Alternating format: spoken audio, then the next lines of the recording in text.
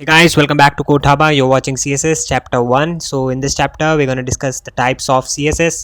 CSS तीन type के होते हैं, inline, internal and external. Inline जो होता है बहुत ज़्यादा लेबर मेथड यूज़ करते हैं, उसके अंदर बहुत बड़ा हो जाता है और प्रेफर नहीं करते अब ज़्यादातर इनलाइन CSS. सो एक्सटर्नल और इंटरनल में भी अब कम ही प्रीफर करते हैं, एक्सटर्नल सबसे ज़्यादा प्रीफर करते हैं. ऑल दो इंटरनल और एक्सटर्नल में जो भी हम लिखते हैं वो सेम होता है, बट वो डिफरेंस ये सिंपल जो होता है वो बाद में बताऊंगा. अभी इनलाइन CSS मैंने लिखा P style equals this colour red, तो मैं चाहता हूँ ये रेड कलर में आ जाए. Okay, so let's save this file. So I am saving this file and मेरा जो टेक्स्ट आना है वो सिर्फ और सिर्फ रेड कलर में आना है. अभी मैंने एक ही बार पी टैग यूज़ किया है.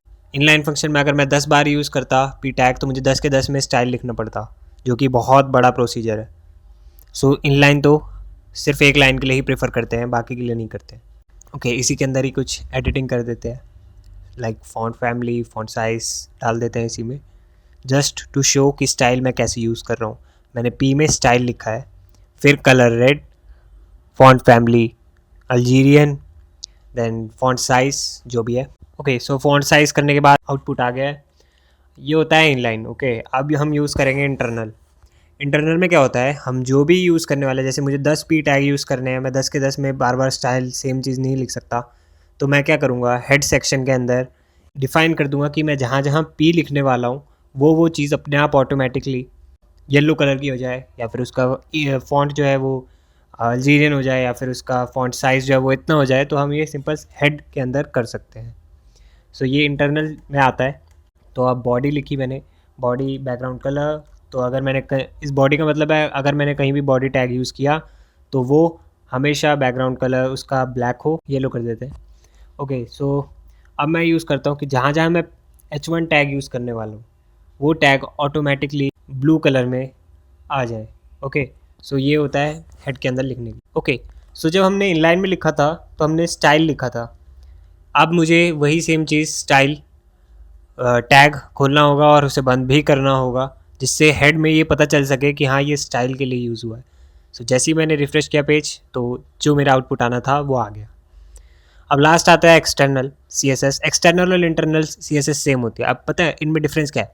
अगर मैं अपना HTML पेज बना रहा हूँ तो मैं उस पर हर जगह अपने स्टाइल नहीं दिखाना चाहता, क्योंकि वो अच्छा नहीं लगता, फिर पेज बेकार होने लग जाता है क्योंकि बहुत बड़ा हो जाता है. तो मैं क्या करूँगा, अपनी एक नई फाइल बनाऊँगा जिसके अंदर कि मैंने जैसे H2 यहाँ पे मैंने फ़ॉन्ट कलर दे देना है कोई भी, और अब मैं इसे as a CSS file save करूँगा. नोटपैड खोला था मैंने, नोटपैड के अंदर ये सब लिख दिया H2 का जो भी है. अब मैंने उसे .css फाइल के नाम से सेव कर दिया. अब एक CSS फाइल मिल गई मेरे को.